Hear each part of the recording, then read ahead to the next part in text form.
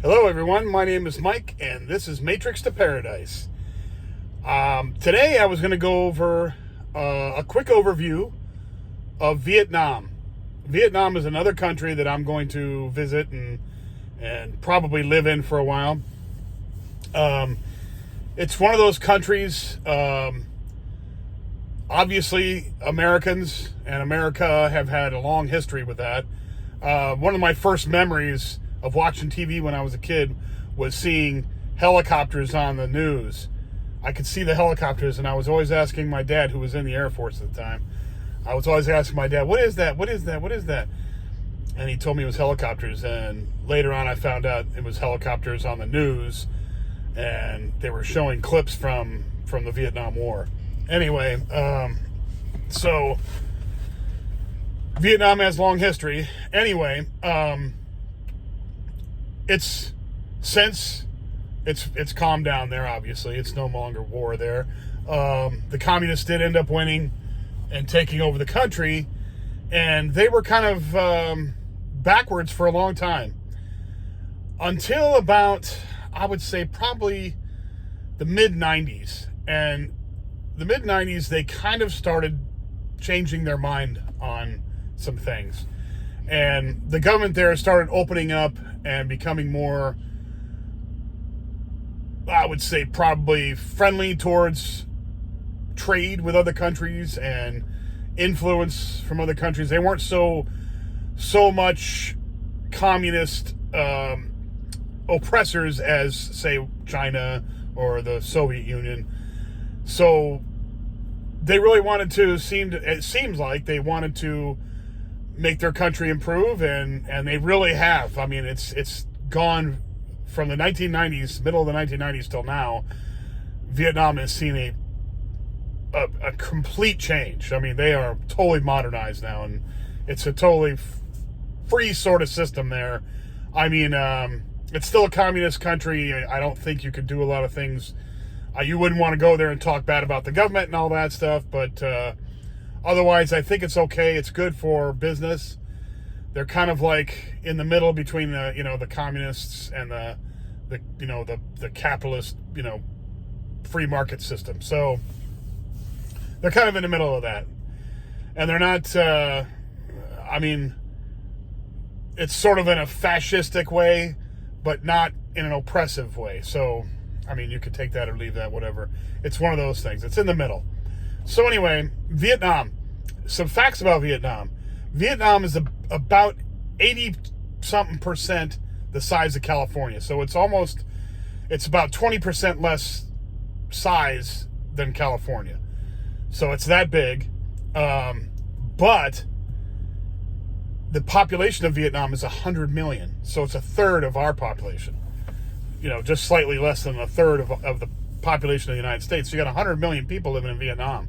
It's a big, big population there. So they're nothing to mess around with. They're a huge economy coming up, and they're actually, believe it or not, a big rival of the Chinese now. So anyhow, so the second one I wanted to go by is religion. Religion. 86% of the people of Vietnam are pretty much non-religious, or they're into some kind of folk beliefs. Non-religious as far as the Abrahamic religions or the Eastern religions. And so they're kind of, now the French were there for a long time, so about 6% are Catholic. So you still have some of the Catholic influence there. So about 6% of the population is Catholic. But other than that, it's pretty much nil. There are no Muslims there to speak of. A few Buddhists, but Catholics seem to outnumber the Buddhists. So, which the country right next door, Cambodia, is totally different. So they're all Buddhist, pretty much. But anyway, political stability. They are a very stable country. They don't seem to be too oppressive, even though it's a one-party, excuse me, one-party autocracy sort of kind of thing. One party system. There's not a figurehead that runs the whole place. It's just one party, Communist Party. But they seem to be pretty lax. They're not really they're not like the CCP. So they're very stable. I mean, obviously you don't want to go there and do stupid things. You don't want to F around and find out kind of thing. If you keep your nose clean there and just live your life and don't be stupid, you shouldn't have any problems at all from what I've heard. And I've talked to a few people that have been there. And I was there to Ho Chi Minh City for a day, but that's as far as I could see. That's all I saw. So it wasn't really, I can't really do an in-depth of Vietnam on my own experience. And Ho Chi Minh City kind of reminded me of Phnom Penh, but a little more modern than Phnom Penh. Let's see. Here's an interesting one right here. Acceptance of foreigners. Okay, so now, being American, I'm going to go as far as what they think of Americans. And I'm sure it's similar for British or Australian or anybody else. I'm sure it's similar. But for Americans alone, believe it or not, 84%, from what I've heard and from what I've read online, 84% have a favorable view of the United States and Americans. 57% have a highly favorable view. So, almost 60% of the country has a highly favorable view of the United States. And I've read on some forums from people who live there that are American, and they say they're saying that they can't say that there are no people in Vietnam that don't like America or Americans, but that they have never run across any of those people. So that goes to show you something right there. They said everybody is always totally interested to hear about America. They love it when they say that you're American. They totally changed and do a happy face when you tell them you're American, which I am totally surprised about, considering the Vietnam War lasted for so many years. But from what I've heard, even the older people have no grudges whatsoever. They consider it a thing between governments, not between people, and they consider the government and the people of the United States totally different now. So, and I think some of it has to do with the United States giving Vietnam the go ahead, or the promise that they will back them up if the Chinese try anything with them. I'm sure that's a big part of it too. They feel that we would help them, definitely.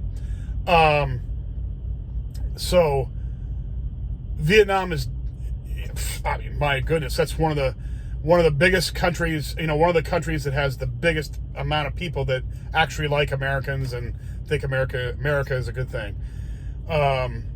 Obviously they're heavily influenced by our media. Well, I mean, our movies and our art and music and all that stuff. So I saw the same thing in Cambodia. They watch our movies, they play our music. In fact, the guys down the way from where I used to live in Phnom Penh were playing old Michael Jackson stuff on this like Bose speaker thingy, but it wasn't Bose. It was some Chinese company name, but it was on this Bose Bluetooth speaker thing that they were playing Michael Jackson. That's on there. I thought that was funny. Like Beat It and I Want to Rock With You and all that. They thought that was like the best stuff, and I was like, oh my Lord, that's old. But anyway, so the Vietnamese looks like you can go there and you can get a visa to stay there for a long time. You can actually move there. I'm not sure if they have a retirement visa that you can get there. I have not heard that yet. But I know that you can go and you can do border runs every so often and renew your visa and come back and do all that. I think there's a lot of people that stay there for a long time to do that. So prices in Vietnam are very, very favorable to Americans. So the price of a one bedroom in the city center of Da Nang. Now the reason I picked Da Nang is because it's a city right in the middle. It's not Hanoi. It's not Ho Chi Minh. It's not huge. It's a good sized city, but it's not so big that it's overwhelming. And it's right on the beach. It's right on the China Sea. It's beautiful. They have incredible beaches, and in fact, China Beach, the one that they always had, the show about. It's called Mike Beach, and Mike Beach is what they called China Beach back in the day. The Americans and the Australians that went there to fight the Vietnam War. It was like a place where they went out and relaxed when they had time off in Da Nang. So the price of a 1-bedroom in Da Nang in the city center, $310. Now these are all. Now you're saying $310. How do you know it's that exact? I think I go to Numbeo.com. They do prices of living in different countries from people who send in the prices. The people that go there and live or go there to visit, they get the prices together, and I encourage people to do that. Send them to Numbeo because they help out with information for people like me and you and for everybody else. So I encourage people to do that. But anyway, it's an average. So I'm sure there's many people that have sent in the price of a 1-bedroom in the middle of Da Nang, and the average is going to be $310. So it's right in there. I'm sure you can find something cheaper. So you definitely can find something more expensive, but $310 is the average. A 1-bedroom outside the city center, $232. So still very cheap apartments there. An inexpensive meal there. Now, Vietnamese food is very cheap. So you want to go to a Vietnamese, restaurant where other Vietnamese go to eat lunch and all that. Cheap. Very cheap. $1.57 was the average for an inexpensive meal. And when they say a meal, they mean they pack it on. It's usually vegetables and noodles and all that stuff, but it's very good. For a mid-range meal in a mid-range restaurant, it's about $30. If you go to a McDonald's, it's about $3.50 for McDonald's burgers and that kind of stuff. That's the average there. So they're talking about fast food, American fast food. Anyway, somebody's driving by. A pint of beer, a 1 pint, 16-ounce pint of beer, local draft, like local Vietnamese beer, will cost you $1.18, which is beautiful price. Can't beat it. Whereas here in the United States, it costs you upwards over $5, sometimes even $6 for a pint of, Coors or Budweiser or whatever. Cost you like $6 here. There, $1.18. So those are some of the prices right there. Some of the places to see in Vietnam. Now, I'm not sure. There's a few places. There's a place near Ho Chi Minh City, which is Saigon, where they have a cave where the Vietnamese were great with caves. They used to dig underground and they would store supplies and stuff underground for the Viet Cong so they could do their raids and stuff.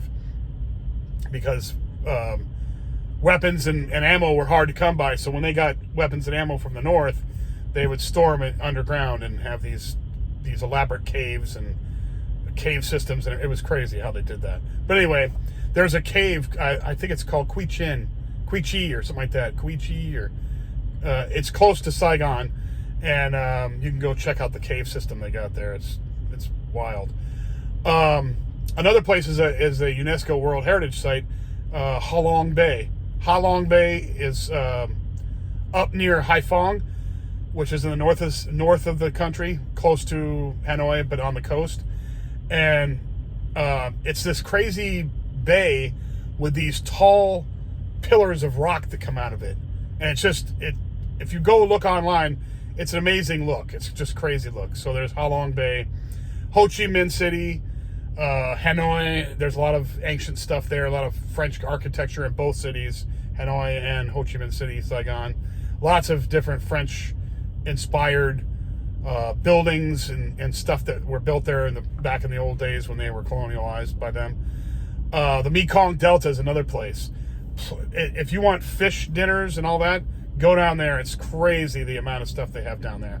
They take up, you can take boat trips up the Delta and do all this. It's just crazy. Another thing about Vietnam is they are huge in coffee. Huge. They're like one of the biggest producers in coffee, and they have the best damn coffee I've tasted in a long time. I got coffee there in a coffee shop there. It was awesome coffee. Incredibly good coffee. They make all kinds of stuff there. Like, they know all the French were really big into coffee and stuff, so they had, you want an espresso or, you know, any of those crazy coffee drinks, you can get them there. It's just, and they're outstanding. The Vietnamese are outstanding with that stuff. It's just incredible. There's a place there's a town up in the hills, in the central part of the country called Dalat, and Dalat is sort of like this town that's above the jungle. It's still in the woods and the mountains up there. Excuse me, but it's high enough so that the temperature there is like springtime year round. You know, they only have wet and dry seasons, so it's beautiful up there in the summertime when everybody's sweating it down down lower. Up there in the hills, it's just beautiful year round. So there's that place there, Dalat.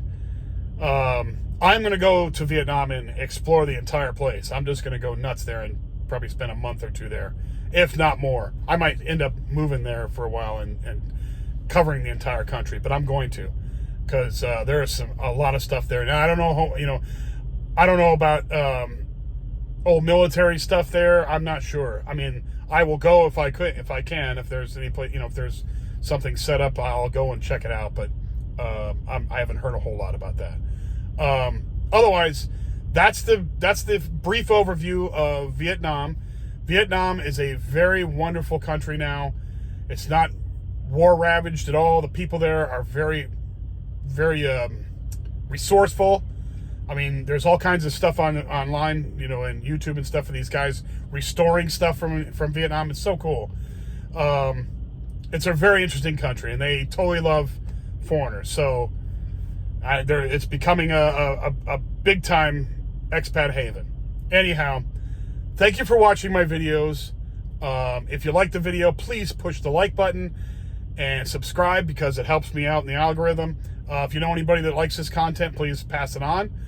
And I will come back with more soon. And thank you very much again for watching, and talk to you soon. Bye now.